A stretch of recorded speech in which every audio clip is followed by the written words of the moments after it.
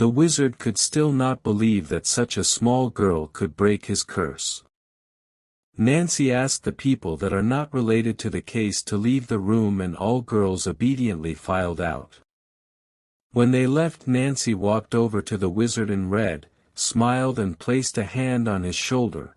Immediately he felt a chill followed by an indescribable pain that shot through his body. He cried out to Nancy, "What are you doing to me?" But Nancy replied to him, "Shut up, you are disturbing me." She placed a hand on his forehead and traced out a pattern, and a flash of golden lights passed by. The other men in the room were so frightened by the incident that they forgot how to react. When Nancy finished with her task, she began to leave the room. The wizard in red struggles to bring out a talisman from his robe, but before he could finish he spat out blood and fainted.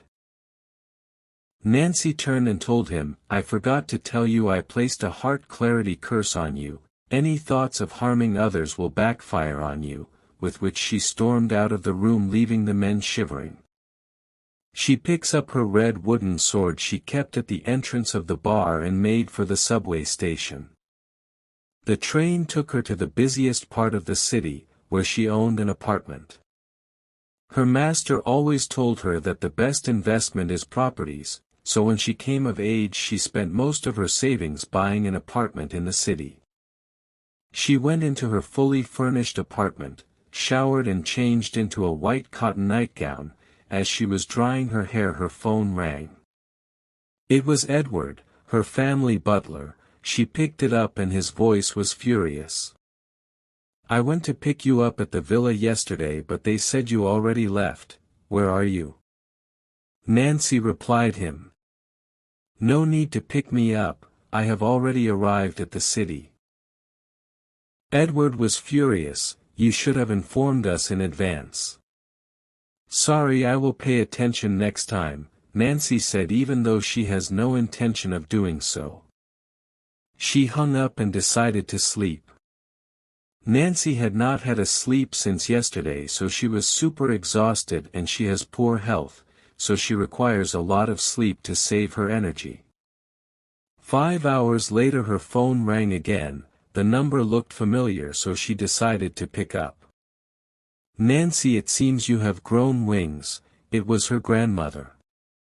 "Grandma," Nancy said. "Where are you, and why haven't you gone to the family house since you arrived in the city?" Her grandma's voice was filled with anger, and she said a load of unpleasant things to her before she finally hung up. Hours later butler Edward came to pick her up at the family house. He was still angry at Nancy for making him drive for hours to the village only to find out she has already left. Butler Edward does not approve of Nancy's appearance the first time he saw her. Her boyish short hair and tomboyish outfit do not match the aesthetics of the women of Zuck family. Edward also remembered that the young girl has a heart condition and could not live for long. Edward drove Nancy to the Zuck family house, an old, large, magnificent building with familial ambience. Not everyone was privileged to live inside this mansion, and the competition inside it was fierce. "We have arrived," Butler Edward said to Nancy. She came out of the car with tired eyes. Butler Edward noticed that she did not have any luggages. Nancy was not planning to live long in the Zuck family house. She did not like the energy of the house, and the aura of many people living in the house annoyed her. Nancy was welcomed by a large family. The living room was filled with people, mainly women and girls with some boys. She did not recognize any of them.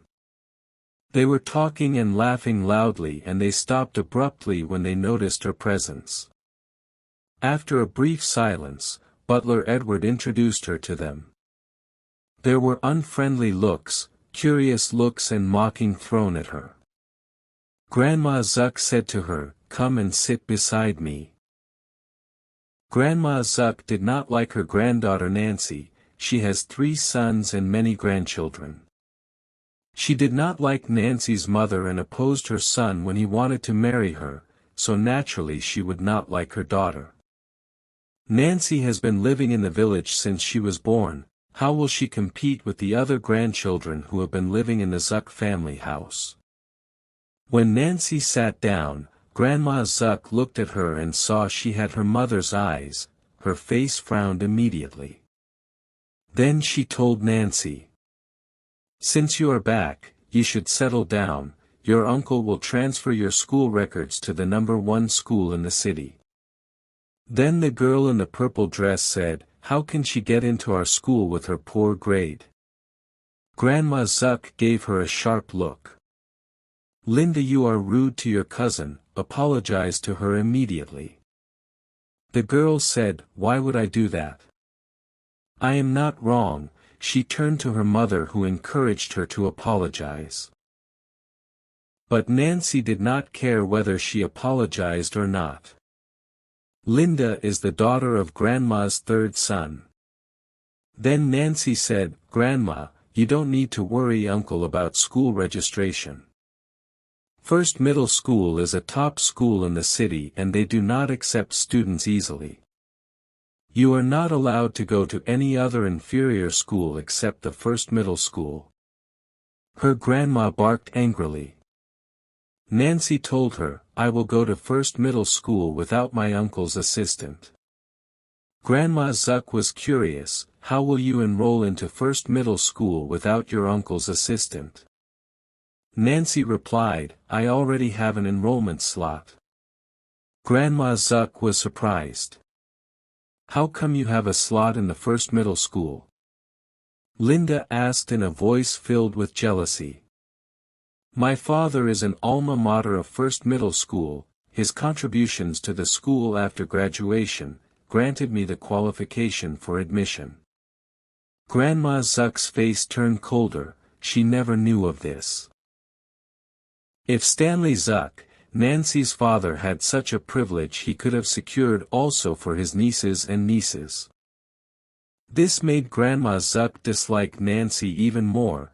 In her eyes, other children in the family are much better than this girl who just came from the village. Linda felt as if another person had stolen her spotlight. Linda's mother stepped up to smoothen things. "That's enough for the night. Has Nancy's room been tidied yet?" Butler Edward said, "Yes, but we have not prepared clothes as we don't know her size yet. She can wear my daughter's clothes, they are about the same size." Linda's mother is a smiling tiger hiding her malicious intent behind a fake smile.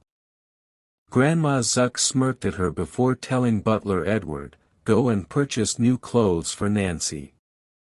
Throughout the entire process nobody asked Nancy her opinion or what types of clothes she liked. After dinner she went to the room prepared for her. When she saw the clothes Butler Edward laid out for her, she was surprised. Pink, purple, light blue lace dresses. How can a grown man be obsessed with lace, she thought, yet she had no choice. Nancy entered the bathroom, turned on the shower and began to bathe. Immediately she began to perceive the smell of blood. When she looked towards the transparent door she saw a ghostly hand and a ghostly face appeared. Nancy dressed up and asked, "Are you a male ghost or a female ghost?" She angrily killed the ghost with her spell because it watched her bathe.